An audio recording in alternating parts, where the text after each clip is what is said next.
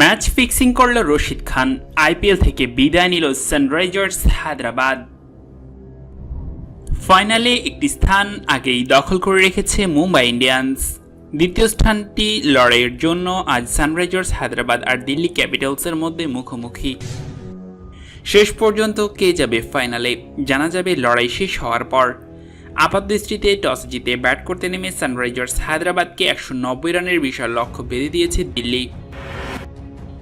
আবুধাবির শেখ জায়েদ international cricket স্টেডিয়ামে bat করতে নেমে 3 উইকেট হারিয়ে 189 রান সংগ্রহ করে দিল্লি। অসাধারণ ব্যাটিং করেছেন শিখর ধাওয়ান আর শিমরন হেটমায়ার।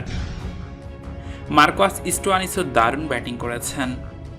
মূলত মার্কাস স্টোয়ানিস, শিখর ধাওয়ান, শ্রেয়াস আইয়ার এবং শিমরন হেটমায়ারের ব্যাটিং তাণ্ডবে বড় চ্যালেঞ্জিং স্কোর গড়তে সক্ষম হয় দিল্লি।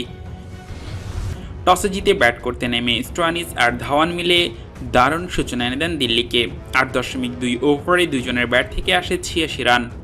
27 বলে 38 রান করেন স্টোয়ানিস, 5টি করে বাউন্ডারির সঙ্গে ছক্কার মার মারেন একটি। 50 বলে 78 রান করেন ধাওয়ান, 6টি বাউন্ডারির সঙ্গে 2টি মারেন ছক্কা তিনি। 20 বলে 21 রান করেন শ্রেয়াস আইয়ার। শেষ দিকে 22 বলে 42 রান করে অপরাজিত ছিলেন শিমরন হেটমায়ার। 4টি বাউন্ডারি এবং একটি ছক্কার মার মারেন তিনি। ঋষভ পান্থ ছিলেন 2 রানে অপরাজিত। সানরাইজার্সের হয়ে একটি করে উইকেট নেন সন্দীপ শর্মা, জেসেল হোল্ডার এবং রশিদ খান।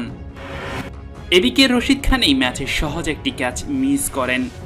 ক্যাচটি ছিল শিখর ধাওয়ানের, যেখানে সবাই এটিকে ফিক্সিং হিসেবে বিবেচনা করছে।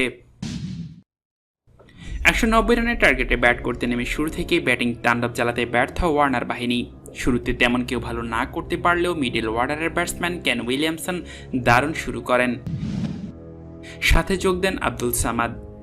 তাদের জন্য ম্যাচ জিততে জিততেও হেরে যায় হায়দ্রাবাদ। প্রিয় দর্শক, রশিদ খান ক্যাচটি কি ইচ্ছে করেই ছেড়েছে? রশিদ খান যদি ফিক্সিং করেই থাকে তাহলে তাকে কি শাস্তি দেওয়া যায়? এই নিয়ে আপনি আপনার মন্তব্য জানাবেন কমেন্ট বক্সে। ভিডিওটি শেয়ার করে জানিয়ে দিন আপনার সকল বন্ধুদের মাঝে।